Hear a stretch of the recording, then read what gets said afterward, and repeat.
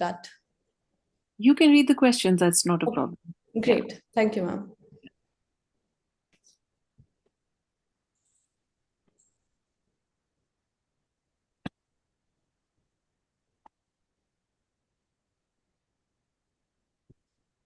With your permission, we'd like to start now, ma'am. Okay. Good afternoon, ladies and gentlemen. My name is Kashish Tomar, and I'm currently a research intern at the Institute. Sorry? All good from your end, Alok? Yeah, please go on. Okay. Sorry. Yes. I'm currently a research intern at the Institute of Chinese Studies, New Delhi. I have the honor of serving as the Master of Ceremony for today's event.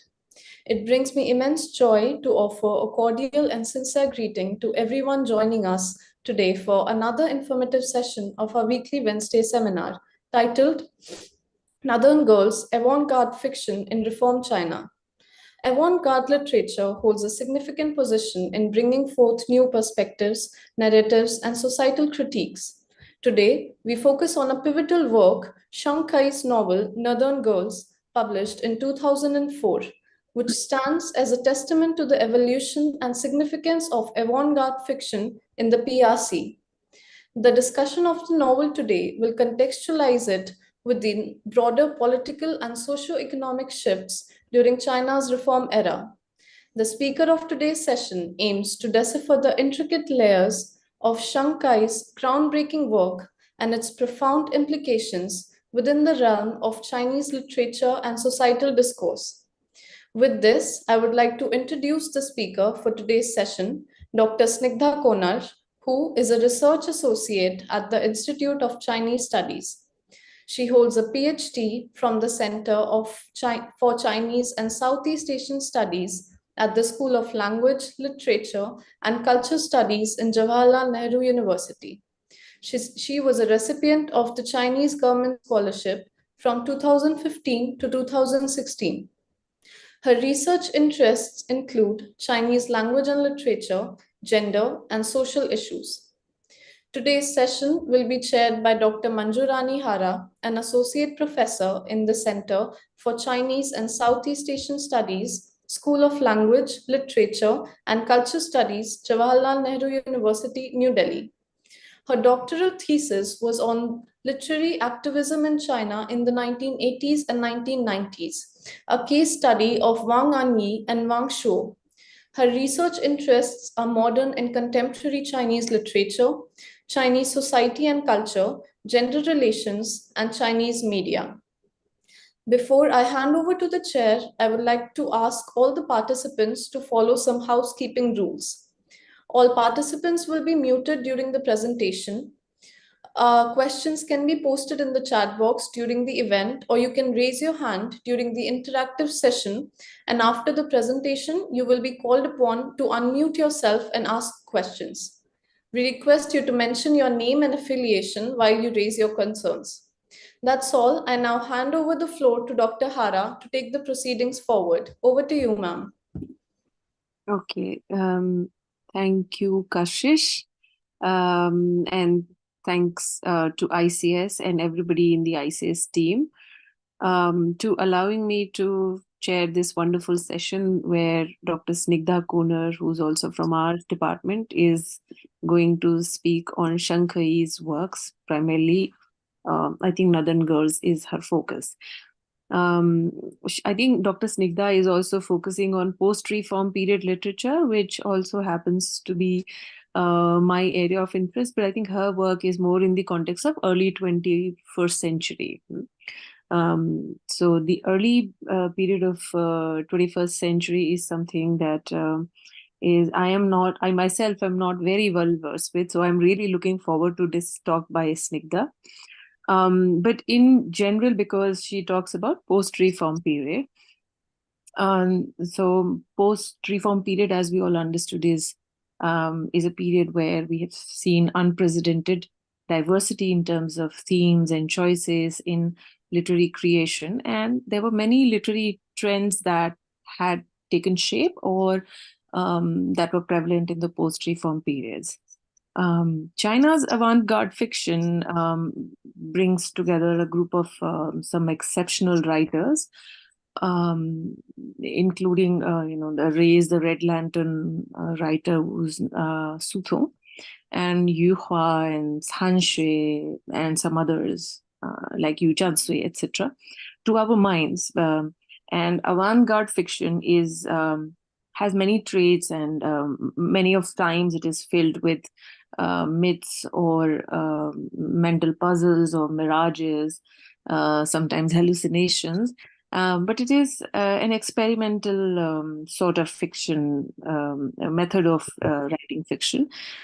And the experimental fiction of the Chinese avant-garde in the contemporary China, it has represented a genre of storytelling unlike any other. Whether they engage with some very outlandish myths or worn-out account of history or violence in the folds of history, their willful apathy towards everything, the writer's apathy towards everything that was held sacred, especially by the generation that had witnessed cultural revolution. But our speaker today, Dr. Snigdha, her work and the author that she will speak about is in early 2000s. The Chinese avant-garde that she is looking into is the kind of literature that carries on its probe into the darkness of history in a quest for transcendental truths about human conditions. She specifically looks at the lives of migrant women workers. Contradicting many long-cherished beliefs about Chinese writers, I think these stories make a dramatic break from conventions of modern Chinese literature by demonstrating an irreverence towards history and culture, and by celebrating the art of storytelling. So in that, I think Sheng Keyi is one of such examples that will be discussed in detail by Dr. Snigdha. Sheng Keyi is a young contemporary Chinese women writer who writes about Chinese rural women, rural migrant women that are also known as floating population, which is a term that Snigdha has used as liúdòng renkǒu, the floating population, of which women migrant workers are a substantial part. Now, this liúdòng renkǒu, the floating population or the migrant workers, this term itself came into being after the implementation of reform and opening up policy, with factories being set up in different parts of China and the creation of special economic zones, such as Shenzhen being one of the hubs of a lot of economic activities in the 1980s. So Dr. Snigdha here will be discussing Northern Girls, a work which was written in 2004. It's a very prominent work by Sheng Keyi, and it discusses the plight of Chinese women migrant workers and the violence they face. I mean, there are details about the work which I rather let Snigdha discuss, but I'm looking forward to this talk because there are lots of, I think, linguistic feast that those of us who know Chinese very well, like, because she has discussed Pei Mei, or the connotation of Mei, that how Mei is being used in Chinese language, or for that matter, something that took me to my work, which is her usage of liu, which she has used in liúdòng or liumin. In my case, it was liúmang wenxue. So I think I would rather let her discuss this. It just makes it more interesting. And Snigdha is discussing violence in of different nature and in different facets of their lives, and that these migrant workers become victims in three main ways, which is that they suffer at the hands of men, women, and the state, which is, I think, essentially understood as a patriarchal state. So she discusses three kinds of violence, which is structural violence, cultural violence, and direct violence, if I'm not mistaking any of these. Which I'm sure that these terms are part of her presentation as well. And I would rather let her dwell on these concepts herself. So if it is okay, I would open the floor for you, Snigdha, so that you can begin your talk. Yeah, thank you, ma'am. Thank you for the introduction, and thank you also for the background that you have provided. So now, without wasting time, I'll begin.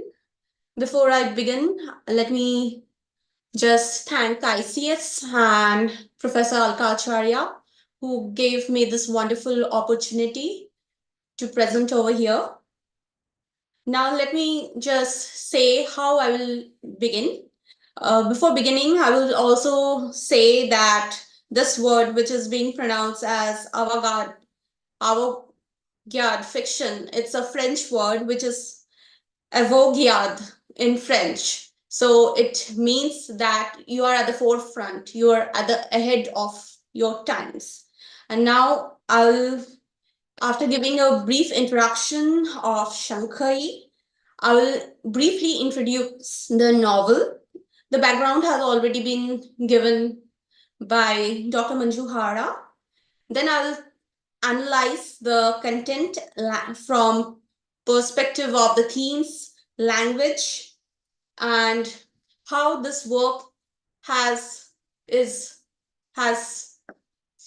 subversive in nature, is how it has subversive the concept of Chinese dream. And then if time permits, then maybe I can throw some light on Sheng Keyi's work as a migrant literature and how it varies, how it is different from the first wave of avant-garde fiction and also the second wave. So let me first introduce Sheng Keyi in brief. So Sheng Keyi is one of those first writers to depict the woman from lower strata in her work. She was born in 1973 in a remote village in Yang in Hunan province. She has written several novels, such as Pei Mei, which is roughly translated as The Northern Girls, which I'll be speaking about in details. Besides Pei Mei or Northern Girls, she has written pieces like liúdòng Fuke, which is translated as Dead Fuke, Ye Man Sheng Chang, which is barbaric growth, and Suku, which is the womb. She has been recipient of many literary prizes, namely Chinese People's Literature Prize, Yu Tafu Prize for Fiction, the Chinese Literature Media Award, and the Top 20 Novelist of the Future Award. She has been reviewed and interviewed in international publications such as the New York Review of Books, the Guardian, the Wall Street Journal, the LA Review of Books. But before she had received this fame, she was very much criticized by the Chinese mainstream, which I will discuss in a few minutes. Now, her work, it has been translated into various languages, including English, Swedish, French, Italian, Spanish, German, Russian, and anything you can think about, in fact. So Sheng Keyi, she believes that rural migrant workers, they are voiceless and they are the most vulnerable section of the society. So as Dr. Hara has already said, that these workers are a part of the new segment of people who are referred to as the liúdòng renkou, who came into existence following the implementation of reform and opening up policies in the 1980s. It is said by Chang Li that this term is a byproduct of the economic reforms and China's entry into the orbit of global capitalism. This new Min Kung, who are the rural migrant workers, they were about 286 million in 2019 and accounted for about one third of the workforce, driving China's economic miracle. Women accounted for about 35% of the migrant population. And according to the latest figures, their numbers have now surpassed 300 million. So let me now introduce the work, Northern Girls, very briefly. Sheng Keyi, in her novel Northern Girls, she describes about the plight of Chinese women migrant workers and the violence they face. Broadly, the story is about two women, Qian Xiaohong and Li Siqiang, who migrate to Shenzhen from Liqing County in Hunan province in search of work, and their struggles to make their ends meet make up the core of the story. Their interaction with the other migrant workers and the urban dwellers provides the readers with insights into the pathetic conditions and the structural violence that these women workers face in their daily lives. Now, Northern Girls is written in the form of a semi-autobiographical novel. Why I say this is because Sheng Keyi herself was a migrant worker. She was among those of millions, and she had worked for around 7 years as a migrant worker before she gave up her work to pursue full-time writing.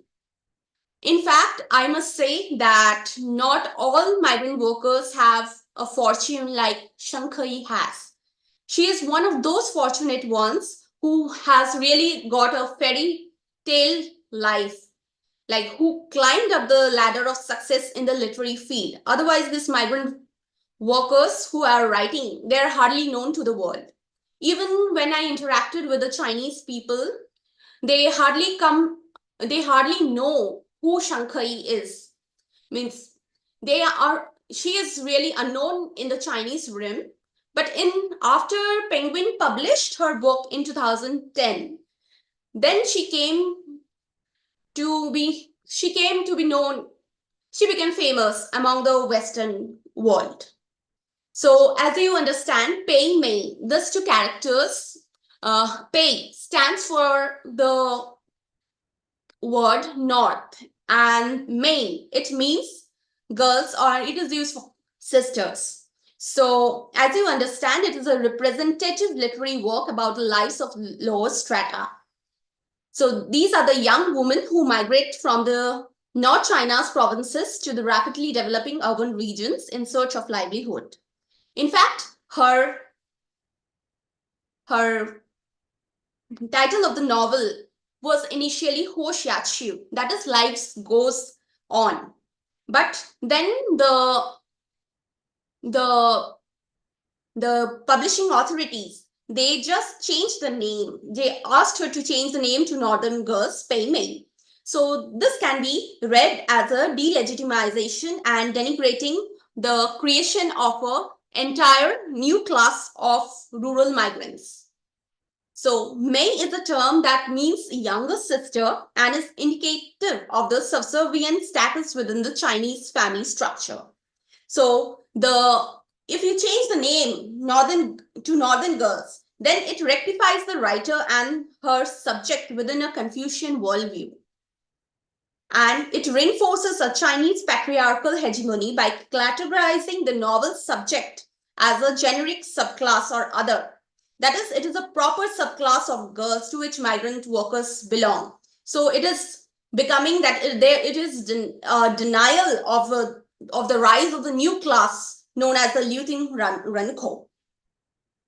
So this also has a salacious connotation, and it is used for migrant workers who are working as sex workers behind the pink-lit saloon, bars, and hairdressers. So somewhere you are denying a new class for the vast army of female migrant workers who have filled the economic miracle, who formed the backbone of the Chinese economy. So when it was initially published, it was rejected and criticized by the Chinese mainstream literary critics owing to her background. As I already said, that she was a migrant worker, and among literary circles, it is considered that migrant work do not have literariness in them. Yeah, they can portray that this work,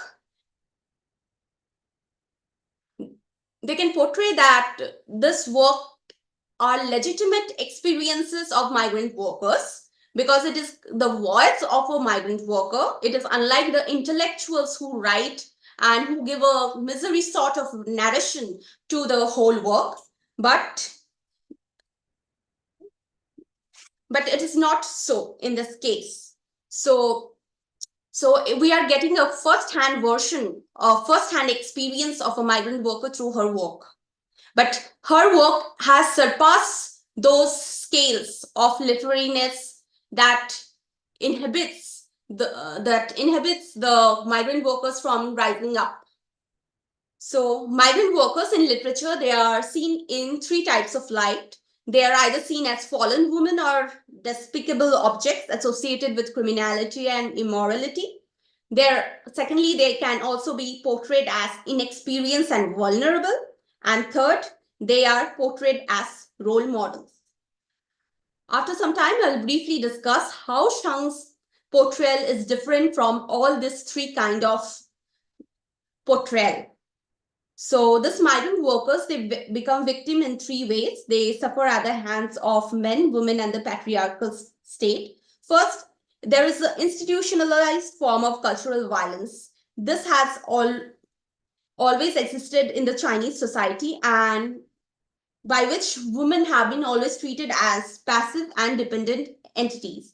And they face humiliation and restrictions from the society. And even the Women's Federation of China see them as the sancher or third party who spoils marriages and relationships of men. So, and they also become prey to the government policies, such as the birth control policies, and also suffer in the sex industry, which is illegal, but it is very much in vogue. Means one might say that this is a fiction and it doesn't exist because we don't read much about the reports. But recently there was a case of a pianist, liúdòng, who had been arrested for soliciting a sex worker in Beijing. So this kind of things do exist in China, and we don't come across these reports very often. So these migrant workers are subjected to violence in various forms, like from being underpaid to being harassed at workplace by their bosses, colleagues. They suffer deceit at the hands of local lovers in relationships, and they are even raped and murdered. And also they suffer in the form of intentional or negligent tort at the hands of corrupt family planning officials, as we'll see in the case of liúdòng, who was robbed of her right to reproduce. So the structural violence, I define it, I don't define it, it is defined by Johann Galtung as it's a kind of injury that is not inflicted directly by the subject, but is built into structure and manifests itself as an inequality of power, resources, and life opportunities. So what structural violence does is that it hinders the individuals from developing their capabilities and dispositions and puts limitations on the victim. So if you want to analyze how these migrant workers become victims of structural violence, then you should know the word rénkǒu, which is the household registration system. Now, this kind of violence is quite hidden in nature, and it is quite justified because it derives its legitimacy from its institutionalization through the government policy. So this system, it discriminates against the rural residents of China, and it results in unequal life chances. Now, how is it unequal life chances? As you migrate to the cities, you lose the services that are provided to the residents, the urban residents. That is the access to education, employment, healthcare, food services, and other public services. Then you don't have special social security benefits like health insurance, unemployment insurance, maternity benefits. They cannot be availed by the rural immigrants, as these are apportioned to the urban residents only. So even if supposedly migrant workers are migrating to the cities for better opportunities and for a better living, but suppose if they are carrying their children, they are deprived of education services. So such children who grow up without proper education, they naturally do not qualify for a high-paying job, and thus there is a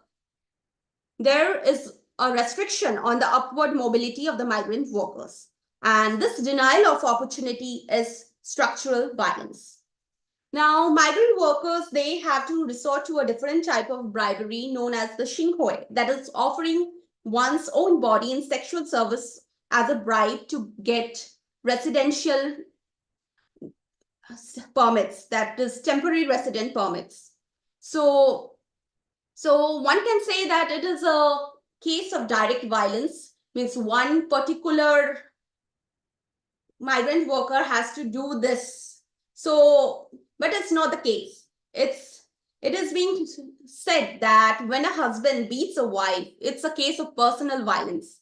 But if 1 million husbands keep 1 million wives in ignorance, then it is a case of structural violence. So relying on this argument, I can deduce that all the migrant workers who had migrated to the city Shenzhen, as Chen Xiaohong had done, and had to sleep with the mayor for their resident permits, this falls under the purview of structural violence. As when you avail a temporary resident permit, it is then you can stay in the city. Otherwise, you have to go back home. You won't even get a work permit. You will be an illegal resident. So, since there is this liúdòng Renkou, so it's known as a floating population. Sheng Keyi was one, and so is her protagonist Chen Xiaohong. And this word is associated with this character is associated with different kind of words like liúdòng, which means to roam about or lead a vagrant life, or liúfang, meaning to banish into exile, or liúdòng, which means to wander, or maybe liúrân, which is a refugee, or maybe liúmang chengfu, which is government in exile. So in a way, you see that these people are not grounded or stable. And China has always aimed to maintain stability, and it is frightened of instability. So it always tries to control public opinion, and also has been restricting and enhancing the physical movement of people according to its wishes. Like in Xinjiang, because of the issues, it is moving more of Han population in those regions. So I can go on with this, but I will have tough time in time management, so I'll just cut this short. In short, this Liu will remain as a central character in the human rights concern, as these people are seen as dirty, filthy by the urban residents, and they are seen as those who are whores and prostitutes by even their villagers from where they have come. So the migrant workers who have been driving the Chinese economic miracle by working for endless hours in assembly lines, they are actually not heroes, but they are anti-heroes. They have heroic attributes like idealism, courage, morality, which make up the complexity of their character, but they are not eminent personalities. They are just a collateral damage in the process of globalization and economic reforms. And as I already said, that they also become victims of violence, as most local men with resources enter into relationship with these women workers by deceiving them or keeping them in dark about their marriage status. So in fact, it is the distance or far-awayness from their families and spouses and the need for money and support that made this women migrant workers easy prey to this local men.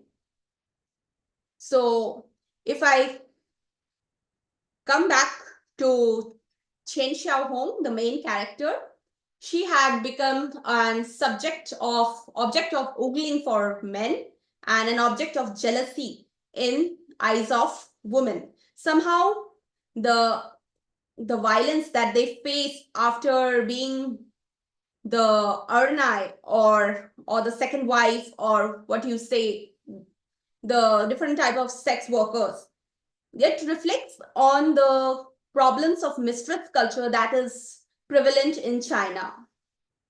So I argue that if this migrant woman, they could have obtained a permanent resident card in our urban areas through some other appropriate means, then they would not have resorted to such a dangerous ways of staying in the city where they risk losing their respect, dignity, and even their lives. So this city is in fact a land of paradox, which not only provides the migrant workers with the capacity of climbing up the social ladder, but where it is also a dangerous area where they can slip into the darkness of prostitution. So the novel also throws light on how 5-6 migrant workers are put into a shabby room, humid, low building with one window and a basin, and where the beds are narrow, they get crippled while working in the factories and even not given compensation. So this is the kind of inhuman situation in which they are creating the economic miracle, which we as outsiders are seeing only the economic miracle, but we have failed to see what are the conditions in which these migrant workers are living. So most of the violence that, at least in the sex industry, which is taking place, it's taking place to the illegal status of migrants in the illegal sex industry. So this makes itself a case of structural violence. It is also seen that Li Ziqiang becomes a target of the China's one-child policy, under which she was a victim of the negligence of the CPC officials. Now you can say that it is again a direct violence one-on-one, but it is something which was prevalent throughout. If you could not sterilize the right person, you pick up anyone, as it happened in case of Liz Ziqiang. She was unmarried, she didn't have a child, but she was forcibly sterilized. So in case that, so this were very common instances, and out of greed, their hospitals would do so, because then they would reach the targets and they would get promotions to higher positions. So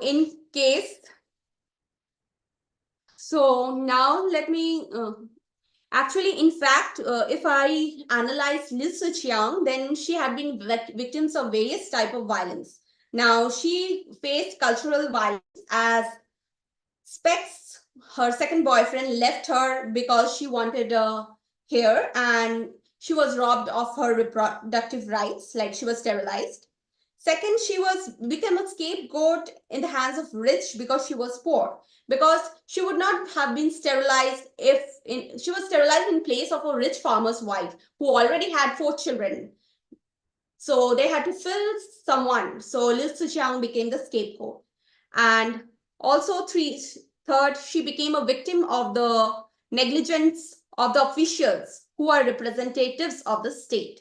So this structural violence that she faced was a potent stimulant of the behavioral violence in which she became aggressive towards herself and attempted suicide. But even if her life was saved, she returned to her home and she was robbed of her life, livelihood, and future. So now let me say that this is a fiction, right? But this contains elements of reality. In fact, Sheng had said that experience, observation, and imagination are the 3 vital necessities of a writer. And she had gone to Shenzhen in 1994 and observed these northern girls. Now, out of her experience, of working in a family planning hospital, she wrote this she wrote this novel. In fact, later on, she acknowledged that if she had whatever work she writes entirely the opposite of what she used to do in the family planning hospital. So she was in the propaganda department advocating for sterilizations. Now she thinks that it is deprivation of the rights of women. So then we also find instances of surrogacy as a means of livelihood. Now, surrogacy is also illegal and unethical in China, but this illegal trade continues as this migrant workers, for a simple amount of money, they just rent out their wombs. Now, abortions and sterilizations are also ways of violence, and it is very common. Now, in this context, I would like to point out that Sheng Keyi has given a very good description of liúdòng when she wrote her. She compared her to a livestock being dragged, and she knows the danger, and she has been compared to an insect with protruding eyes. So this is the kind of work, even the language in which she has used, it's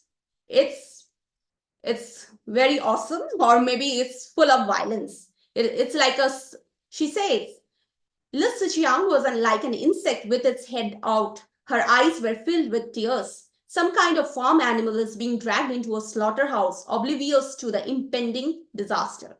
So this is the intensity in which Sheng describes liúdòng sterilization.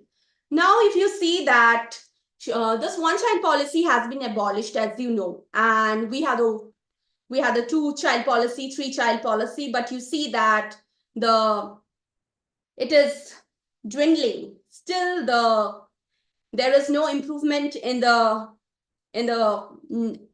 demographic. So if you see, there is a line in the novel which says, how many unborn babies do you think have been flushed down to the hospital drains and out into the sea? So this question has been asked by Chen Xiaohong, the protagonist of the novel.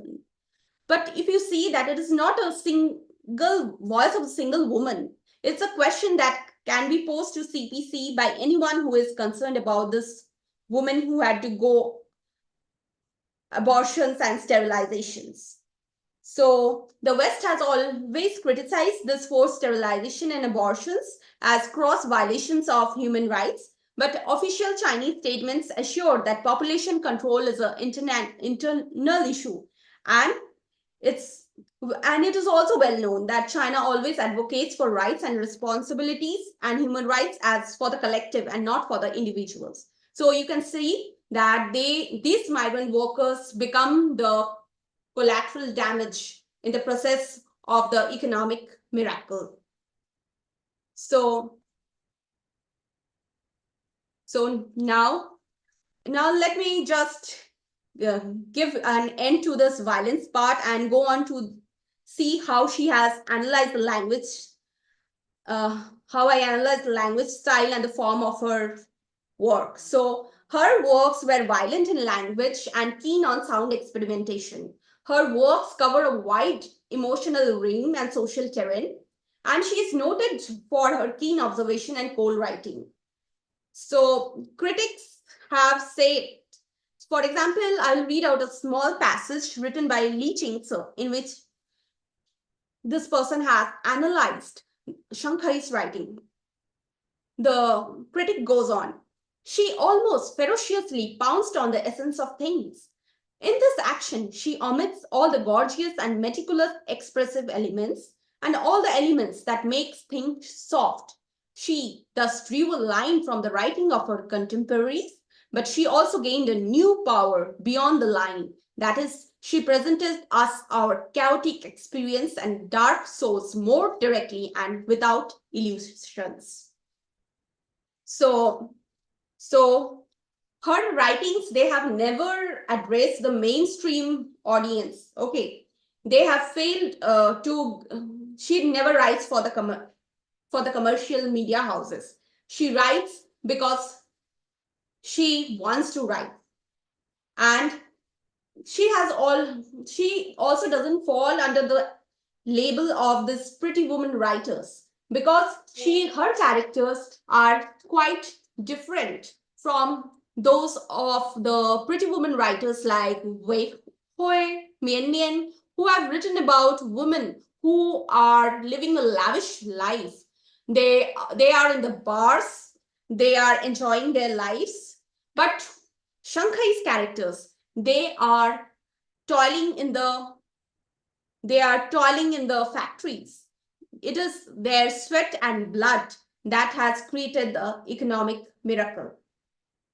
Now, if you see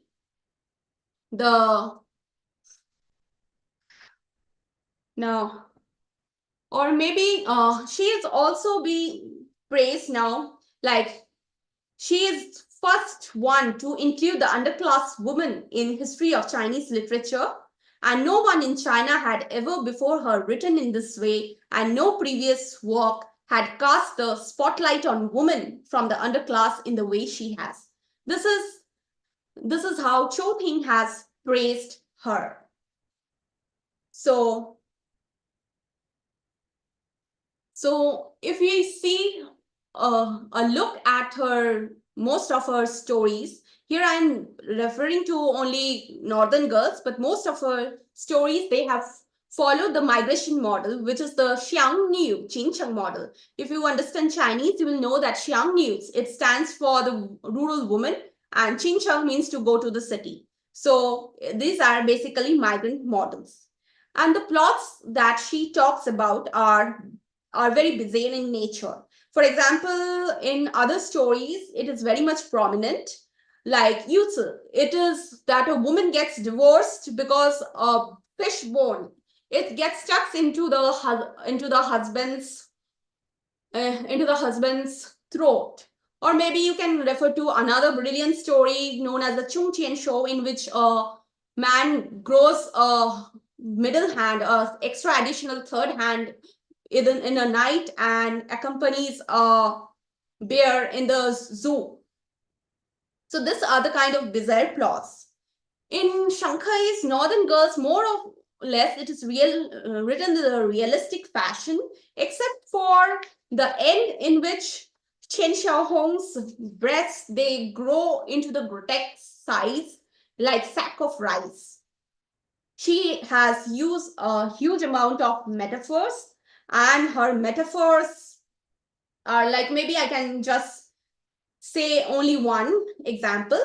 The text goes like this: the diligent woman kept at her work, placing each sprout neatly in its own hole, and paper seeds in row as orderly and pleasing as a well-embroidered fabric. When she finished, she looked over the handiwork with a maternal eye and smiled in contentment, her face as brown as the petals of a wilting flower. Now, if we go on to analyze this thing, then you can see that it is the scene in which Qian Xiaohong's eldest sister is sowing seeds in the land. So the placement of seeds has been compared to the well-embroidered fabric, and the comparison has been done on based of orderliness and neatness of the work, and her face has been compared to a wilting flower, as she had been walking under the scorching sun, and the brown color also retreats this fact. So her work is very much detailed, is quite detailed. In a way, she has also reflected on her own personal life while writing this novel. She has perhaps tried to answer, for instance, the content, it tries to understand the puzzles that had baffled her in her childhood. For example, why her parents had to send all their harvest to the cities and then beg for food for their survival, or why the woman committed suicide by drowning herself in the river. Now, Sheng Keyi writes about the vague warmth in fragmentation, pessimism, darkness, fleeting joy, and pain. She never writes about happy endings, and neither sings or falls into the lies. Her work is more sensitive to pessimism, despair, gloom, loneliness, fragility, and so on.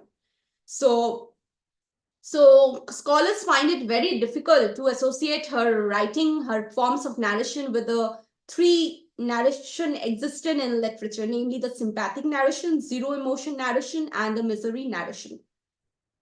In fact, someone has Chupako, he had said that her language is as sharp as a knife, like a lava erupting from volcano, giving feel of easiness, of warmth, simultaneously making the readers anxious because it carries deep miseries with all warmth sucked out of it. So scholars have also said that there is an influence of Yuhua and writers like Yuhua who used to write about violence, in which, for example, in a piece known as Sheng Keyi or A Reality of a Sort, he says how the families of two brothers murder each other. So actually, Yuhua says that those were the reality of the times. But we find it very difficult to say that the family murdering each other. But it was the reality of the times of the Cultural Revolution. Similarly, what the violence that Sheng Keyi has depicted is obviously the violence that exists, the violence that is spontaneous in nature, which is politically driven, which is economically driven, and has found legitimacy from CPC. So, another reason why Sheng Keyi's work can be considered as avant-garde is its the use of dialects. So she has used Hunan dialect, liúdòng dialect, and it gives an authenticity to her work, as her characters, they are her fellow villagers. And when the characters speak, their accent automatically gets transmitted. So and the Hunanese dialect, it was very rude and jarring. So it has really given an intensity of that violence that is there in her work. Now, if you see that this novel, unlike the other novels which had been published, which were not given permission to publish in the mainland, this Northern Girls had been published. But however, in 2013, around this time, it was said that she had to omit 2 passages related to the forced sterilization of liúdòng so that her work can just be published. So there was an element of censorship. However, Sheng feels that with creativity, one can just evade this problem of censorship. And in her work, she has used the Chunqiu model, or the using of the asterisks, to evade the censorship board wherever she has to write something related to content, sexual content. She has used this so that the thing can be published. So as I was telling before, that mostly this work has been written in realistic style, except for the last, in which the Chen Xiaohong's breasts, they become like beggar sacks, craving to be filled with wealth and achievements.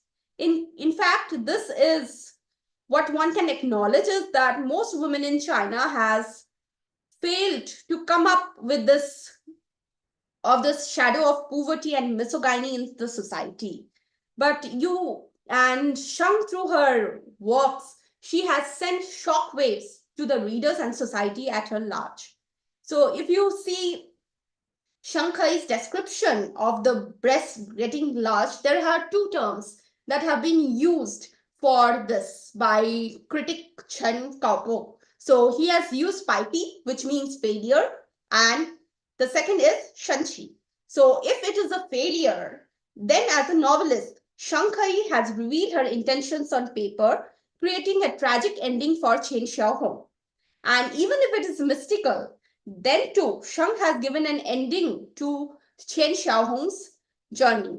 So Xiaohong cannot be like running like a mare on streets for a lifetime. She, being a migrant worker like other migrants, could not have a miracle in her life. And as a migrant worker, she will fall. She has to fall, and she can only fall. And if we see that the breasts, they become the cause of her downfall. And in fact, she was taken to the factory by Li Masu just so that he could hook up with her boss and become the manager of a brand new women's factory that was being built. So throughout the story, it is in some way or the other way, Sheng has shown that it is the breasts that have led to her downfall. She is abused by the woman of a shop because her man goes to her, and it is not that the man had gone to her, Chen Xiaohong. He had visited Li Ziqiang, but since her breasts were prominent, she became the target of the woman. So what I want to say is that all migrant workers have to go through their struggles. It is only a few who comes out with flying colors, and Sheng is indeed one of them. So if we see that Snigdha, I'm sorry, but you have a few sure. more minutes, huh? And Okay, please wrap okay. it up. Okay, I'm just wrapping it up now. So if there is a question answer round, I can address the issues of differences of avant-garde first wave and second wave. And what I want to say is this work can be read as a critique of the Chinese dream. So Chinese dream, it says that you should have better education, more stable jobs, more satisfactory income, greater social security benefits, health services, comfortable life.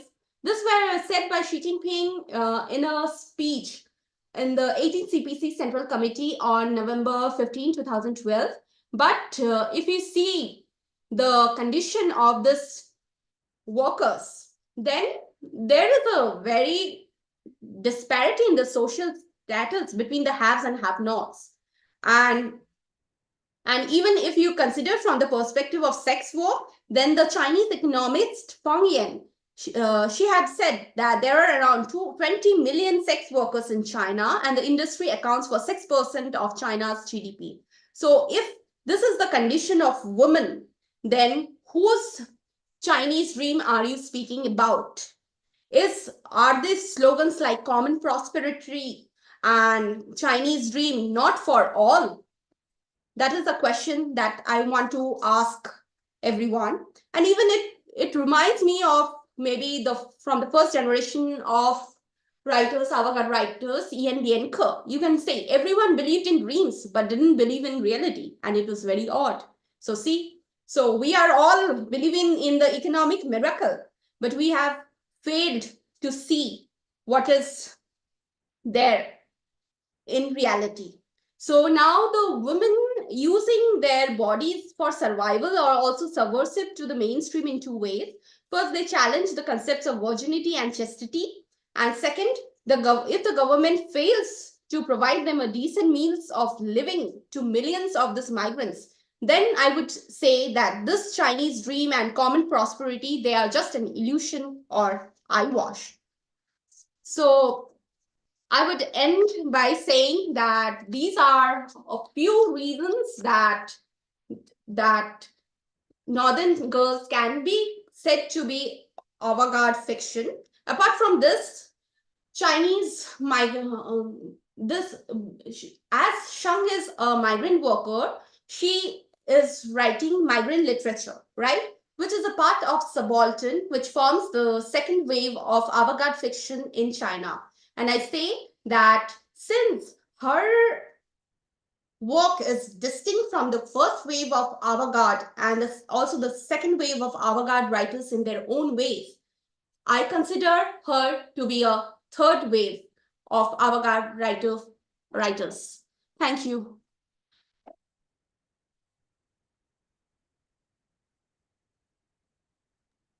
Okay, Kashish, do I come in here?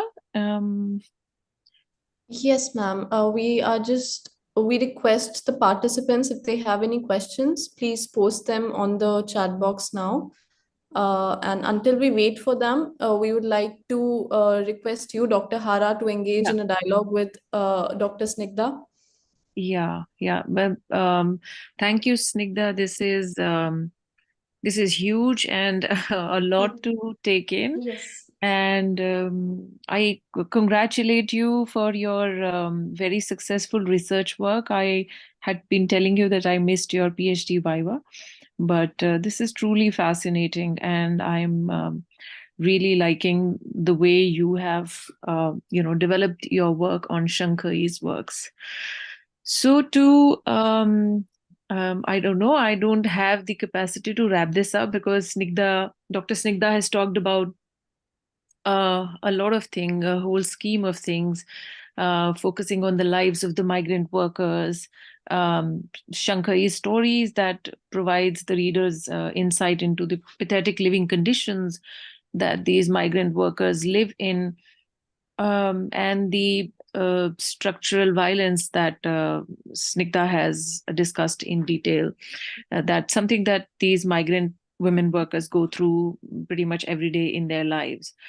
And she tells us that Sheng Keyi herself had been a migrant worker before Yes, giving up yes, her sure, work yes.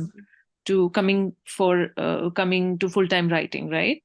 So that also shows us that Sheng Keyi's account of these migrant women workers' lives is authentic, is first-hand account, and depiction of the migrant workers in literature is generally, we have seen that there are terms like PNUN, etc., that I think Snigdha also was trying to talk about, that It's impossible to say everything. Means I have it's chosen a not, very yeah. bad topic.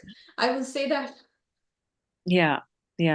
But I think you covered a lot of it, that the representation each time that we see the depiction of the migrant workers is either seen as fallen women, or they're seen as despicable objects, or they're associated with immorality or criminality. This is something I had also seen in Wang Shou's works.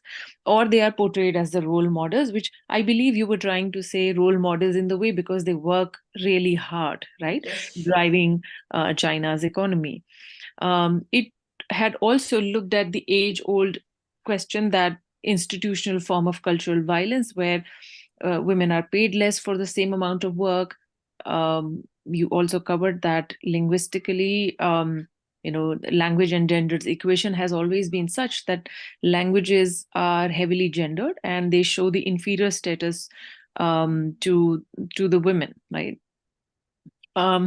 And then I think some of other things that I think were very interesting were that how you discuss in detail that these migrant workers are subjected to violence and abuse in various forms. And your descriptions about, all of these, while you were speaking, a lot of, I was getting a lot of visuals when you were talking about those pink salons and the barber shops, and how women basically try and find work in such developed part of China, Shenzhen or Shanghai, etc. So from being underpaid to being harassed at workplace by their bosses or colleagues, rape and murder at the hands of their clients in the sex industry. I think these are the issues that you had discussed. And more importantly, what is fascinating is that all of this is considered or treated normal. It derives legitimacy from institutions or institutionalization through various government policies, or the policy of Hukou system that you had discussed, that it discriminates against rural residents of China, and it does not provide them equal life opportunities. Literature-wise, I think you have compared Sheng Keyi. You've tried to bring in a parallel with Wei Hui and Mian Mian. I think Wei Hui's Shanghai Baby and Mian Mian's Candy is Thang are the two parallels that you must have looked at, where you are trying to look at that their protagonists are usually presented as rich people of big cities, right? They're found at bars or rich places. And they can indulge into or ponder about their sexuality or their desires. Sheng Keyi's characters are very much toiling hard into the factories, right, to make their ends meet. So I think writers like Wei Hui and Mian Mian, you're right to say that their protagonists are kind of cut off from the economics of Chinese society. I think that's the term Yes. that use. Yes, yes. Or their contribution to Chinese economy. Just 1 second. So I think, yeah, this was very interesting that how you brought Wei Hui and Mian Mian to, in contrast, because Sheng Keyi's characters, while they contribute to the development of Chinese economy with their hard work, sweat and blood, they are not presented as Wei Hui or Mian Mian's characters, which are fashionable or fancy or anything, right? And lastly, I think I really like that how you have also looked into the aspect of usage of dialect so that it becomes more real, right? Cantonese, because I think Cantonese is spoken in large parts of Shenzhen, and that's the story's background. And your question, I think we will, it is very hard to discuss that the common prosperity, as you have very rightly pointed out, is it not for all? And that everyone basically looks at externally from the economic miracle, but we fail to see the reality behind the economic miracle, or who exactly is running China's this giant economy.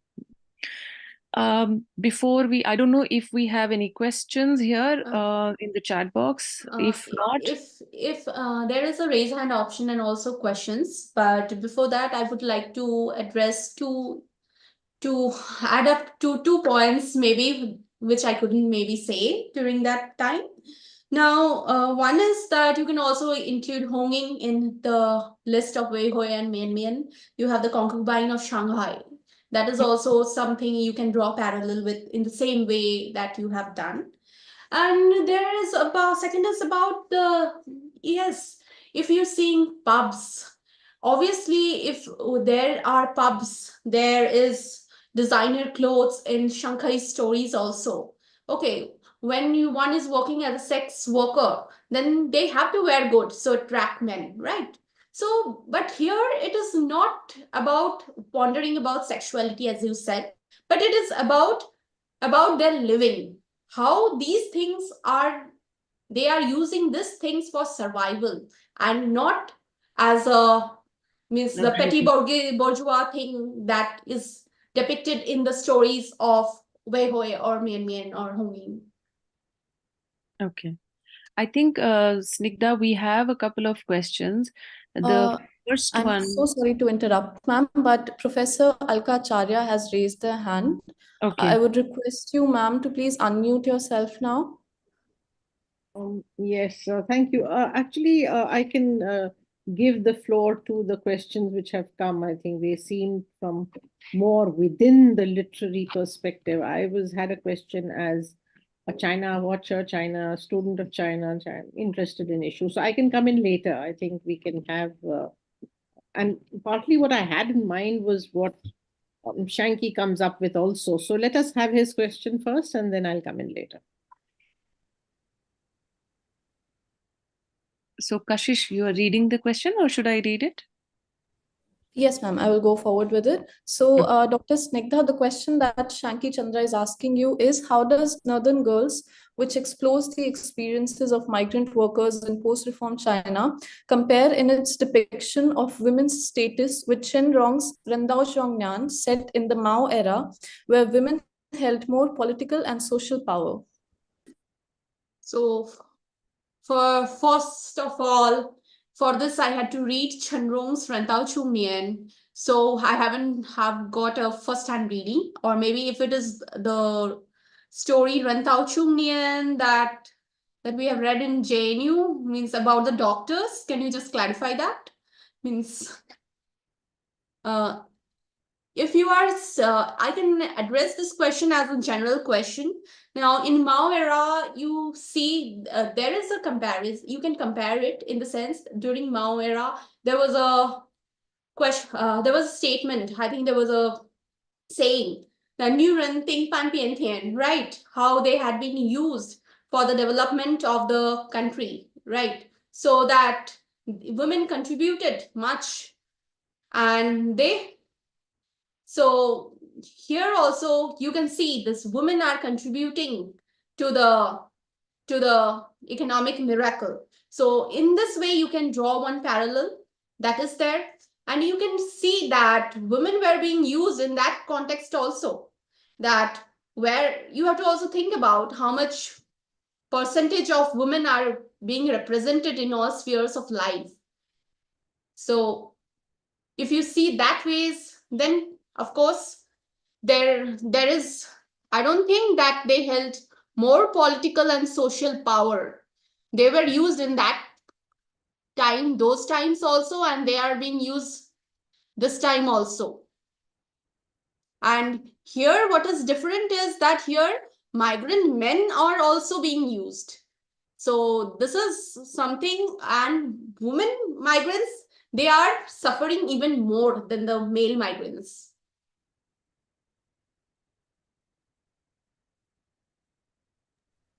So we have another question from Imran Akhtar from Afghanistan. He says that the novel's experimental style and its exploration of themes such as gender, sexuality, and alienation resonated with many readers and critics, making it an influential work in contemporary Chinese literature.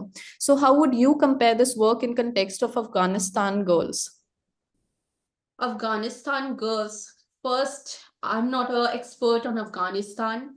Whatever knowledge I have of Afghanistan is through the reports and the pamphlets that are circulated in JNU. So one thing is about how they are suffering in each sphere of life now, like not being able to participate in the social life, not being able to go out, or being hidden behind burqas. That is my concept of Afghanistan girls. So if you see them, then you can see that these migrant workers, they are in contrast with the Afghanistan girls. Means they hold a certain amount of power. As individuals, they may be very weak, but as a collective, they are very strong. So if this collective, they stop working, what will happen to the economy of China?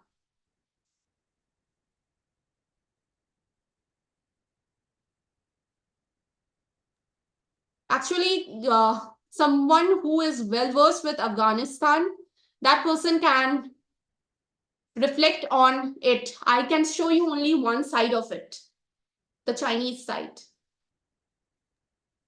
Okay, I guess, yeah, that's of course a point. I mean, somebody who is located within the Afghan cultural milieu, because I think the problem here is completely different. I mean, we are talking of women workers, whereas in Afghanistan, women are not even encouraged or allowed or permitted to work.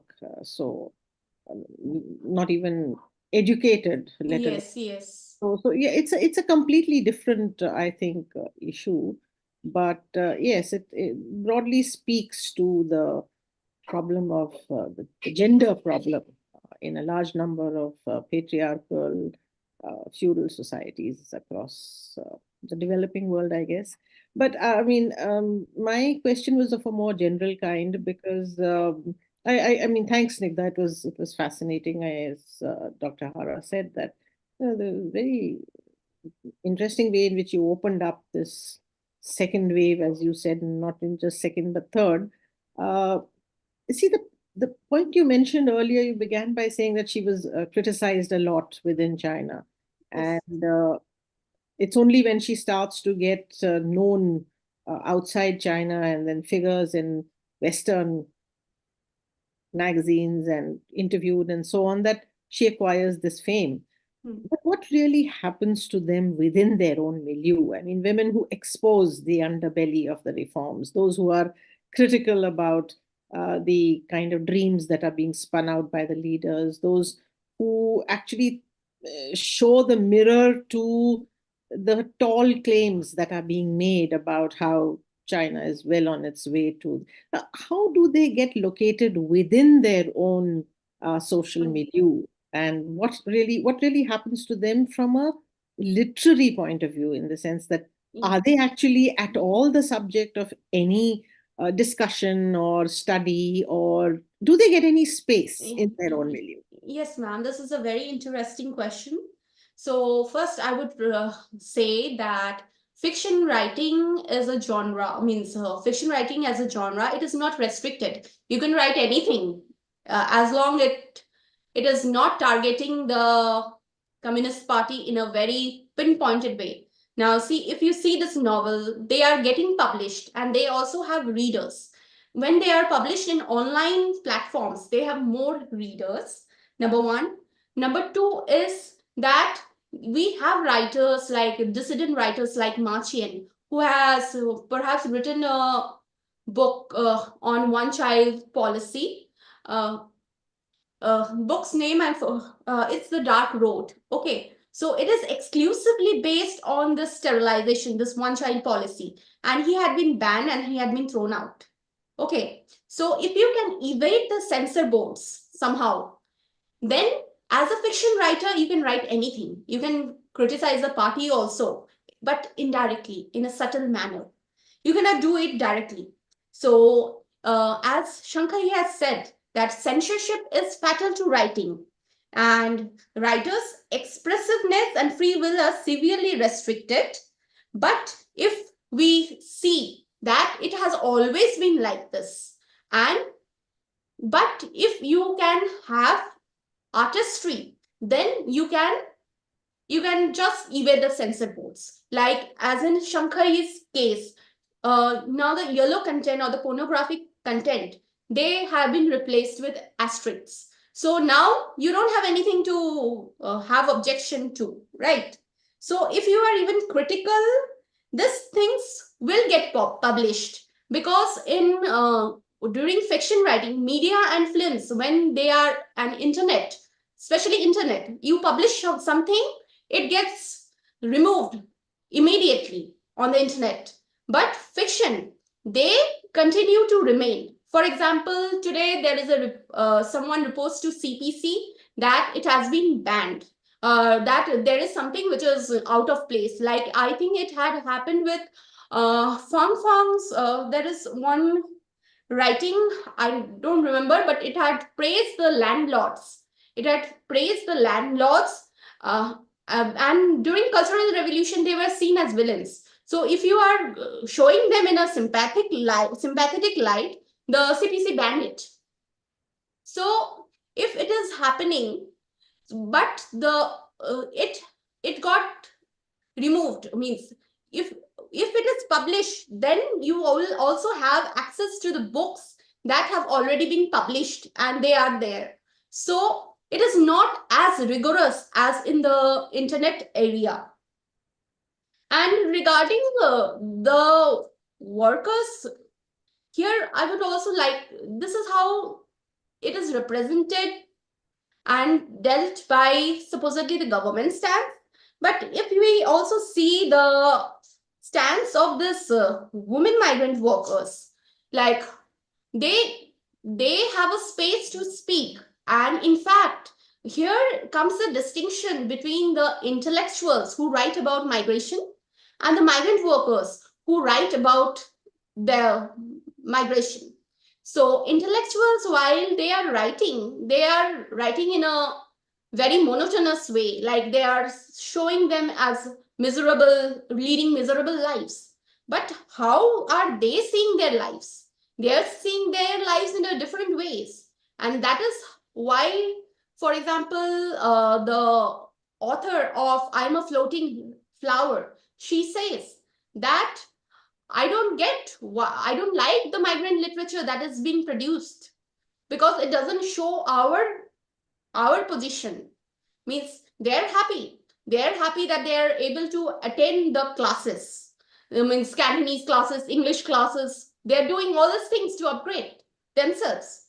So there is another perspective also to that.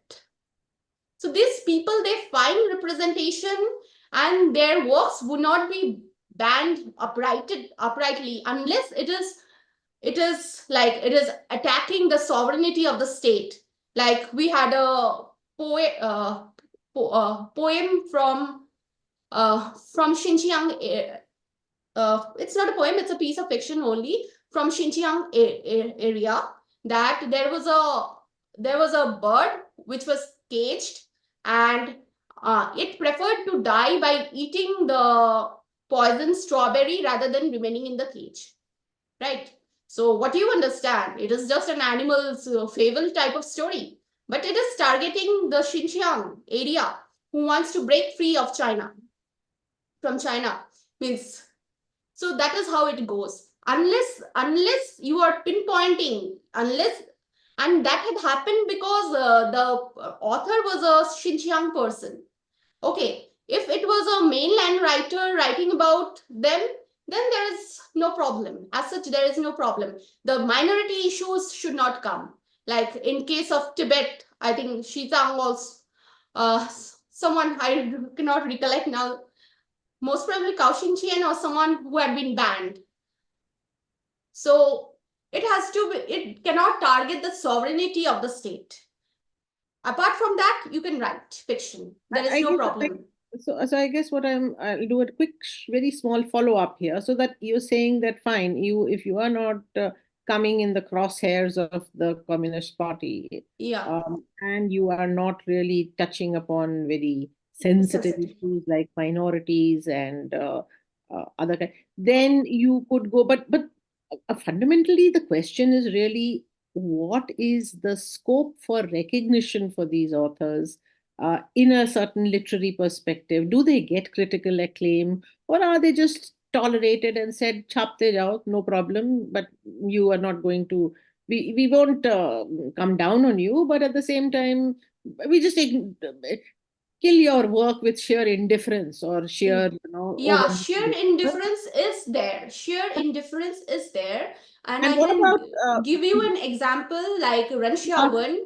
Just one last point to this, and then you can take over. So one is this, that you are not really in any kind of context where your work becomes meaningful to that world you are in. So that's one part. And two, that ordinary people, apart from your own constituency, they really are also not quite, in fact, I wish the chair would also come in here, that what happens ultimately to people who are writing this avant-garde, critical works, where is their space in a system which does not really tolerate criticism? Ma'am, the definition of avant-garde means when a person becomes famous, work becomes famous, that avant-garde work ceases to be avant-garde, ma'am. So that is how it goes from the literary perspective. So if you see in Sheng Keyi's work, there is coming back to the problem of the sheer indifference. Yes, sheer indifference is there. So if you see a writer called Ren Xiaowen, she has written Those Women, which is exclusively based on sex workers. So there is no comment. While researching on that, I couldn't find a single commentary on that piece. So you kill it in sheer indifference. And as far as meaning is concerned, these writers write for themselves. They don't write for the world. That is what they have been stating all over in their interviews. So it doesn't matter to them. It might not bring a significant thing, but if you see that this hukou system that there were some sort of, what to say, upgradations. They were being given.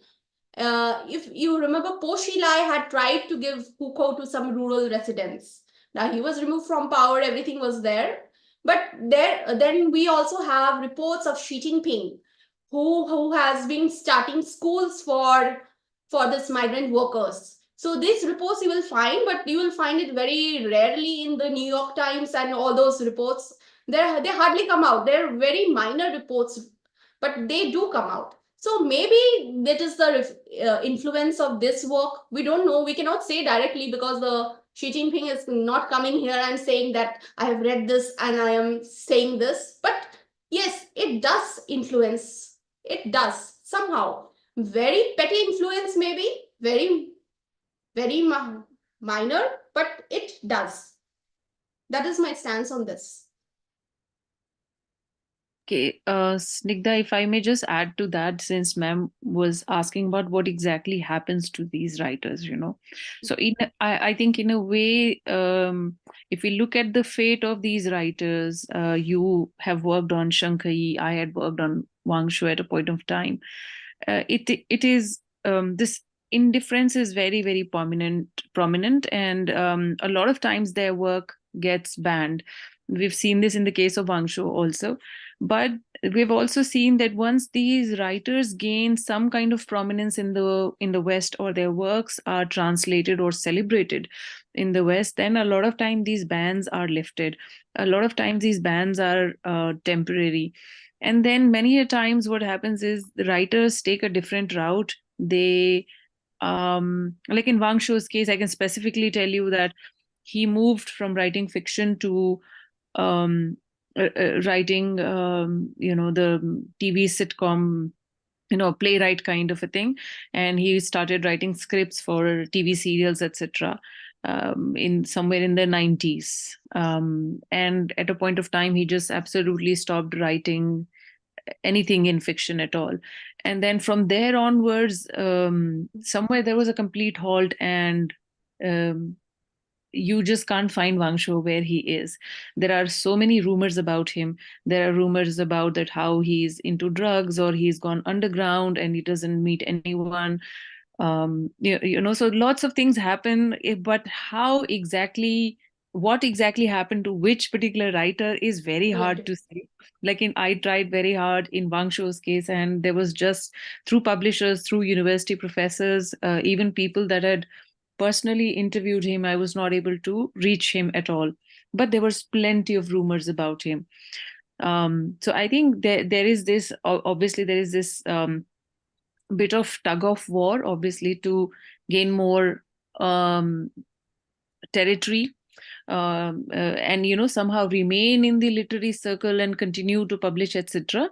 And few of them become lucky, as I think Sheng Keyi's case also. I think you use that word, that some of them get lucky. Many of these writers happens to be freelance writers in the post-reform periods. Their entire life is dependent on this earning and royalty, etc. If they publish, if they manage to sell. If they don't manage to sell, then it's really a tricky thing. So I think there are different kind of writers and different kind of fates that they all go into. But as far as space is concerned, I think I will agree with Snigdha that they have limited scope and limited space when it comes to writing or expressing what they want to do. And criticism is much more sharp and severe in their case, right? Mm. So I'll conclude at this point. If there are no more questions in the chat box. If just another small one, both. I mean, I'd like Manju to address it first, and then because it's just about how this literary scene works. Now, there was a very interesting phrase, which was which writers in the Cultural Revolution or before did, which translates into pointing at the mulberry to criticize the ash. In other words, your target is the, let's say, power, people in power. but you go on a tangent, criticize something, but everybody knows that actually what. So some techniques to avoid, say, censorship or get the state to come down heavily on you. Are there writers which actually manage to evade this and write works which are critical, but which escape the, in other words, there is it could be a double entendre kind of a thing, that you get the benefit of the doubt, even though it is obviously a critical work. I mean, is there space for such a genre at all? So, there can be subtle ways of making political commentary, or by using political jargons or terms that, let's say, Chairman Mao would use. But you present them in a subtle way, and they don't come across as very serious political commentary or very directly criticizing the Communist Party of China. And then most of the times it would come from people which are from the fringes of the society, like in Wang Shou's case, once again. So nobody takes what a hooligan says very seriously.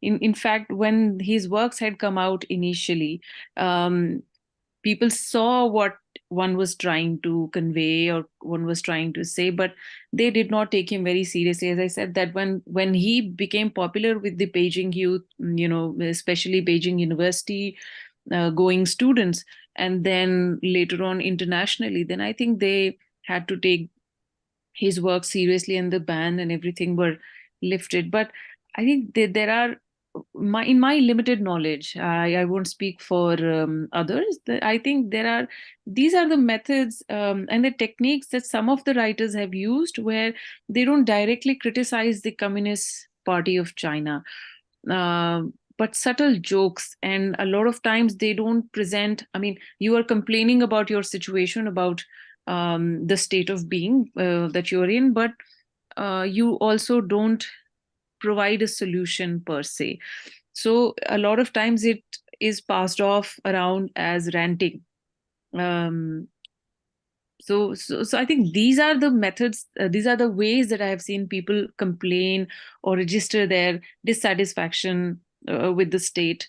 But they've come under the radar, and then they've also managed to come out of the ban at the same time. If Snigdha has something to add, maybe she can come in now. Yeah, means every work has its own fate, right? So every writer has its own fate. We cannot just be saying that, generalizing it. So if there are writers who have been banned from the country itself, then there are writers who are writing about the same things that are happening. For example, this rénkǒu's Thamen, means those women, means it is saying about things like about the sex industry. It's illegal. Everyone knows it. What happens, everyone knows it. But they're writing it. What is the Communist Party of China doing? What is the literary circles doing? It is completely ignoring it. People don't know that there is such a writer. People don't know there is such a work. Or even if you take for Sheng Keyi's work. So there were these two passages which were related to sterilization, forced sterilization. Now, this is critical of one-child policy, but it had still managed to survive from 2004 till 2013, right? Till there was a change in power. It was being read, right? It was being read. It was a social taboo to write about subjects like family planning policies at the time when Sheng Keyi had written this novel. Today, it is considered normal to write about these themes.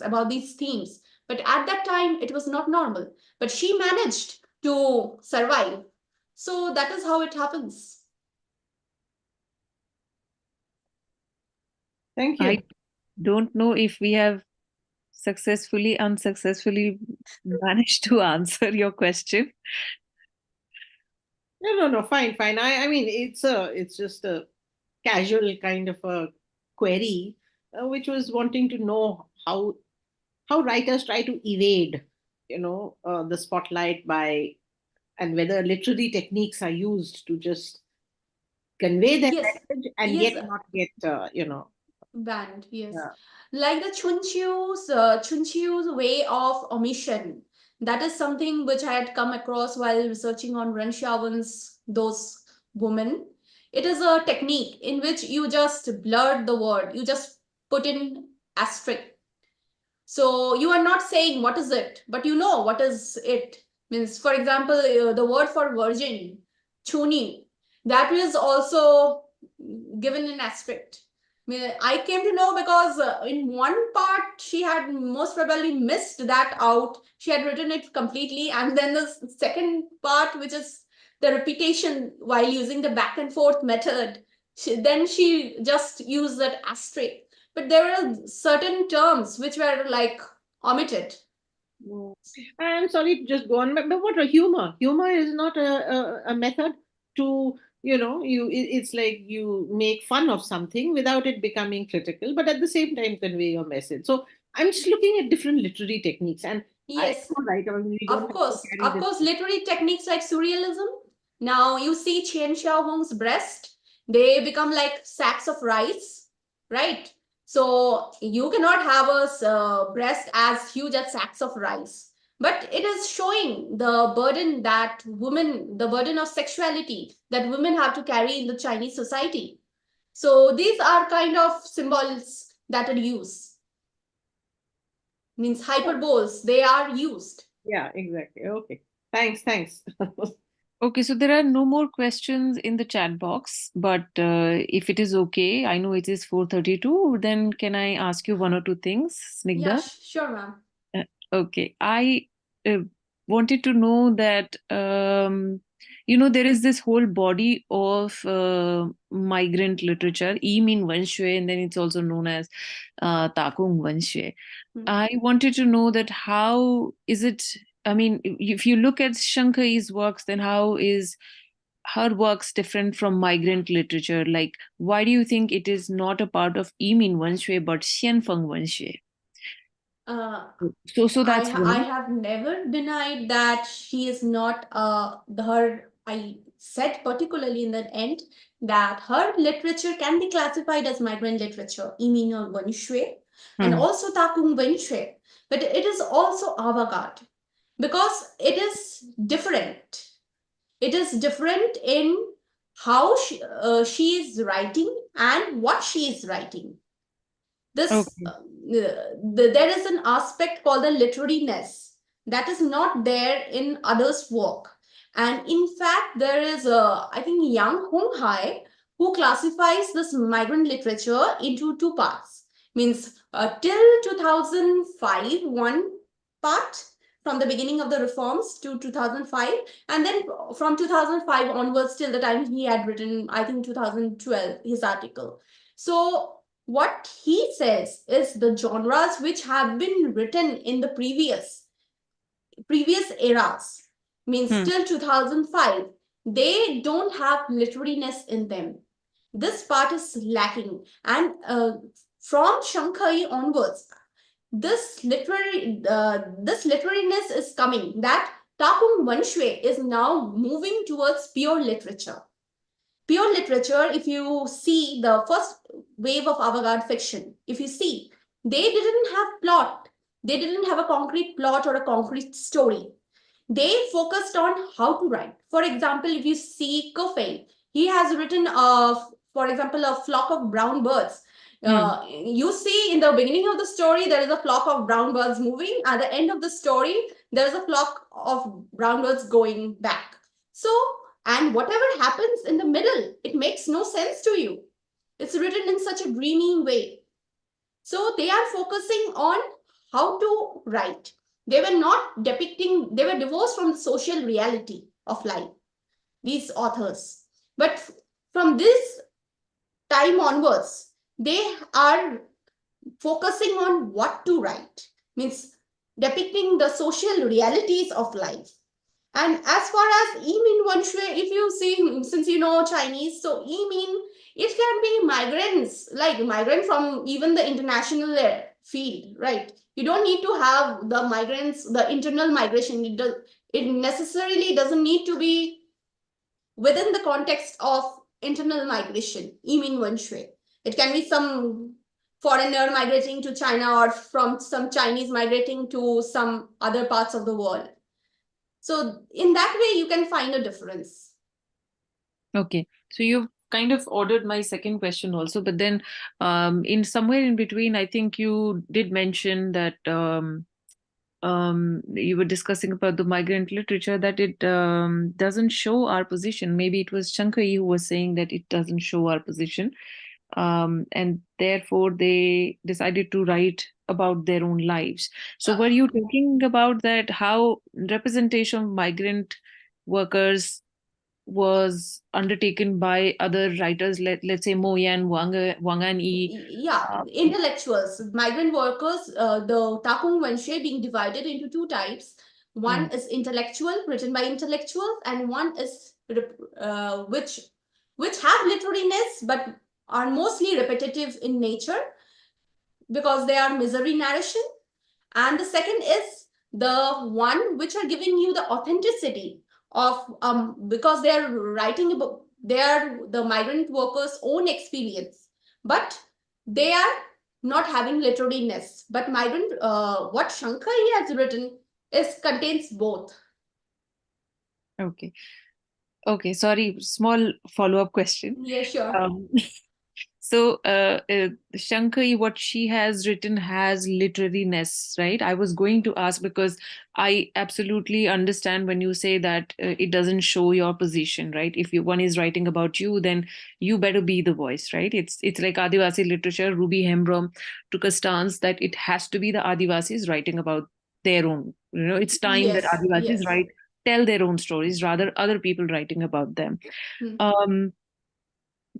But what happens to the form and content or linguistic finesse? She didn't have any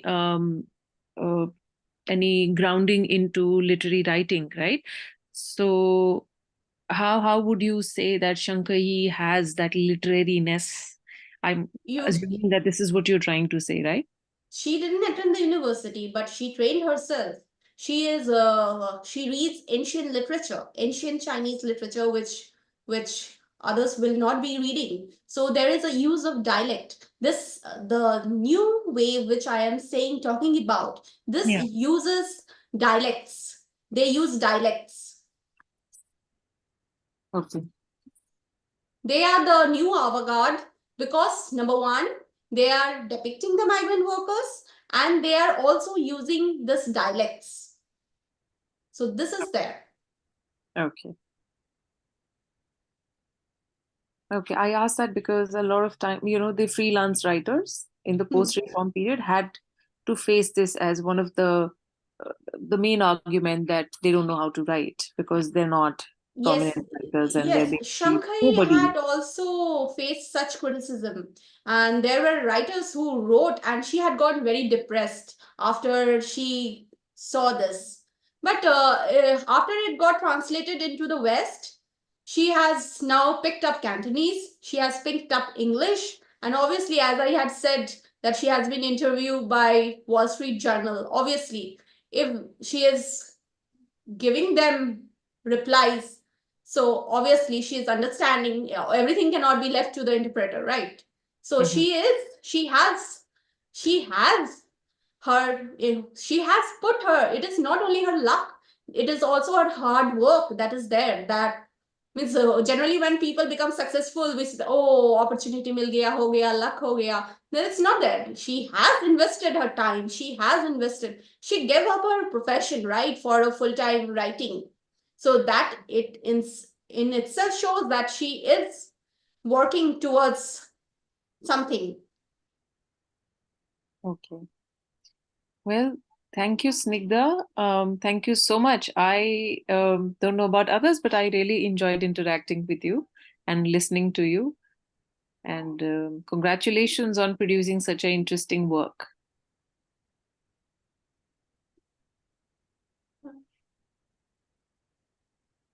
Kashish, would you like to comment? There was a comment from Shanky in the chat box. So if somebody wants to read it out or wants to, it's just a comment. So I think he's added to that kind of debate that we were having. Maybe Kashish, you could read it out and then conclude. Yes, ma'am. So, Dr. Shanki Chandra is saying that in China, writing is not a highly profitable profession as books are sold at low prices. Consider the examples of three kings of science fiction, Han Song, Liu Shiqin, and Wang Jinkang. They never quit their permanent jobs due to the lack of financial security in fiction writing. Furthermore, their works often contain criticism of the Chinese government and society, using humor and futurism as tools. However, they must navigate the challenges posed by strict Chinese censorship. Consequently, writers from various genres frequently rely on the government for their basic livelihood. Yes, this is another point regarding the commercialization. Like previously, this publishing houses used to be funded by the government. Now, as they are giving into commercialization, they can now produce literature which are critical of the government in a way.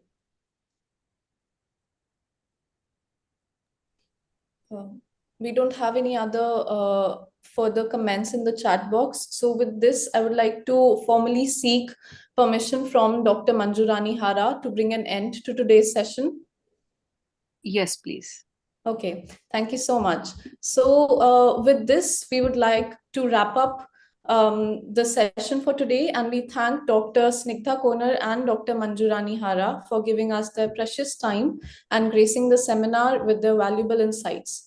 The video of today's discussion will be available on the ICS YouTube platform. Information related to the Wednesday seminars will be available on the ICS website, or you could also subscribe to our newsletter for regular updates. Thank you so much for joining in. Thank you. Thank you, speaker and chair. Great. Thank you. Enjoyed it